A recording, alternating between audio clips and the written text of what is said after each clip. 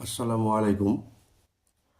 আজকে ওয়াকাব বিলের সময়সীমা বাড়ানোর জন্য বিভিন্ন অফিস, যেমন এসডিও, বিডিও, এছাড়া এসপি অফিস, সুতি, পিএস, এছাড়া ডিএম অফিসেও আমরা ইমেলের মাধ্যমে রিকোয়েস্ট করেছি যে আমাদের যে 5 তারিখ শেষ সময়সীমা দেওয়া হয়েছে ওটা যেন কমসে কম অন্তত 1 মাস আরও বাড়িয়ে দেওয়া হয়।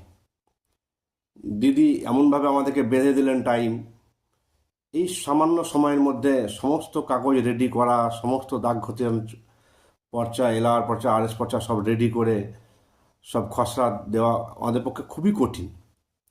ওই জন্য টাইম চাওয়া হয়েছে। এছাড়া আমাদের সুতিয়ান ব্লকে আগামী পরশু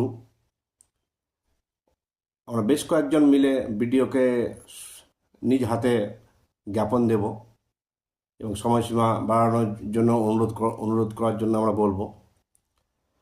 আর আপনারা যে দেখছেন, এখন পর্যন্ত কোনো টিএমসির যে মুসলিম বড় বড় নেতারা আছেন, এখন পর্যন্ত দেখতে পেলাম না কেউ এর বিরুদ্ধে কথা বলল কিংবা সময়সীমা বাড়ানোর জন্য কেউ রিকোয়েস্ট করলো।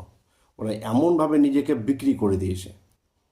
আমাদের খাস এমপি জনাব খলিলুর রহমান সাহেব, উনি আবার হাজি সাহেব। উনি হাজি সাহেব কাবা শরীফের সামনে দাঁড়িয়ে উনি মনে শান্তি পান না, কিন্তু বাড়ি এসে এখানে মন্দিরে প্রসাদ খেয়ে নিজেকে শান্তি পান, নিজেকে ধন্য অনুভব করেন। উনি আবার হজ কমিটির মেম্বারও আছেন।